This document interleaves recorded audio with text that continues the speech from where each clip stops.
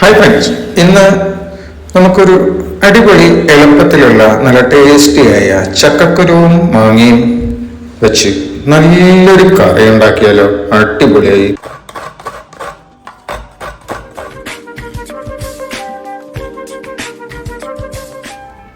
അപ്പോൾ നമുക്ക് കുറച്ച് ചക്കക്കുരുവും ഒരു മാങ്ങയും വെച്ചിട്ട് അടിപൊളിയായിട്ടൊരു കറി ഉണ്ടാക്കാം. അതിന് ആദ്യം നമ്മൾ ചെയ്യേണ്ടത് തേങ്ങ അരയ്ക്കണം. അപ്പം തേങ്ങയ്ക്ക് ആവശ്യമായ തേങ്ങയും പച്ചമുളക് ഒരു 2-3 വെളുത്തുള്ളിയും 2-3 ചെറിയ ഉള്ളിയും കുറച്ച് ജീരകവും കൂടെ ഇട്ടിട്ട് നമുക്ക് അരച്ചെടുക്കാം. മൈ പോലെ അരച്ചെടുക്കാം. ഞാൻ മഞ്ഞൾപ്പൊടി തേങ്ങ അരയ്ക്കുമ്പോൾ തന്നെ കുറച്ച് ചേർക്കുകയാണ്. നിങ്ങൾ വേണമെങ്കിൽ കറിയിൽ ചേർക്കാം, അല്ലെങ്കിൽ അരയ്ക്കുമ്പോൾ ചേർക്കാം, എന്തായാലും കുഴപ്പമില്ല. നല്ല കിളിമൂക്കം മാങ്ങ കിട്ടിയിട്ടുണ്ട്. നമുക്ക് അരിഞ്ഞെടുക്കാം. കഷ്ണമായിട്ട് അരിഞ്ഞെടുക്കാം. ചതുര കഷ്ണമായിട്ട് അരിഞ്ഞെടുക്കാം. ഇതൊരൽപ്പം ചെനഞ്ഞ മാങ്ങയാണ്. ചെറിയ മധുരവും ചെറിയ പുളിപ്പും ഒക്കെയായി ഒരു അടിപൊളി രസം. നിങ്ങൾ ഏത് മാങ്ങ വേണമെങ്കിലും എടുക്കാം കേട്ടോ. ഞാൻ കിട്ടിയ മാങ്ങ എടുത്ത് വെച്ചു എന്ന് മാത്രം, അത്രേ ഉള്ളൂ.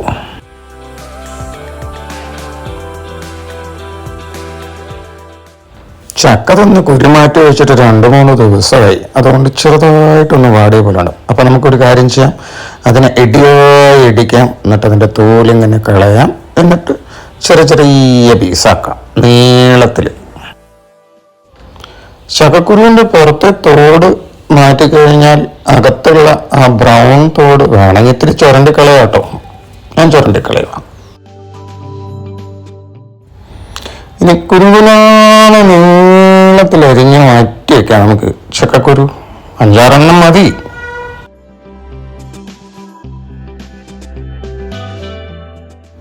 അപ്പൊ നമ്മുടെ പച്ചക്കറി അരിയിലെ പരിപാടിയൊക്കെ കഴിഞ്ഞ് ഇനി നമുക്ക് പരിപാടിയിലേക്ക് കിടക്കാം. മെയിൻ പരിപാടി.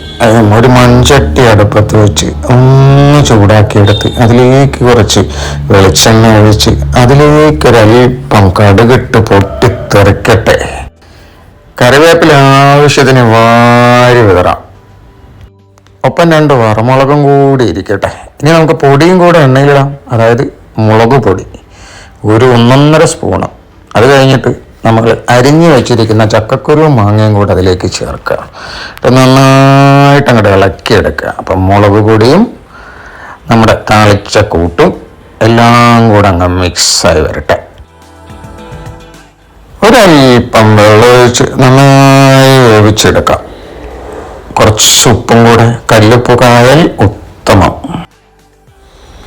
അരയ്ക്കുമ്പോൾ ഇട്ട മഞ്ഞൾപ്പൊടി കൂടാതെ ഒരൽപ്പം കൂടി മഞ്ഞൾപ്പൊടി ഇടുന്നത് നല്ലതാണ്.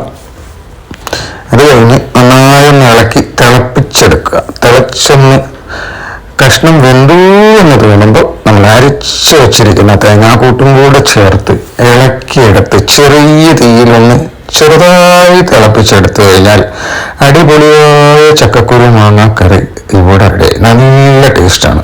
എല്ലാവരും ഒന്ന് ട്രൈ ചെയ്ത് നോക്കൂ. അവസാനത്തെ പൊടിക്കയായി കുറച്ച് കറിവേപ്പില മേലെ വാരി വിതറി ഒന്ന് തിളച്ചു എന്ന് കണ്ടാൽ മൂടി വെച്ച് കുറച്ചു നേരം കഴിഞ്ഞ് ചോറിനോടൊപ്പം കഴിക്കാൻ അടിപൊളി ടേസ്റ്റാണ്. അപ്പോൾ വീഡിയോ ഇഷ്ടപ്പെട്ടാൽ എല്ലാവരും ഒരു ലൈക്ക്, സബ്സ്ക്രൈബ് ചെയ്യാത്തതാണെങ്കിൽ ഒന്ന് സബ്സ്ക്രൈബ് ചെയ്യുക. Thank you. അടുത്ത വീഡിയോയിൽ കാണാം.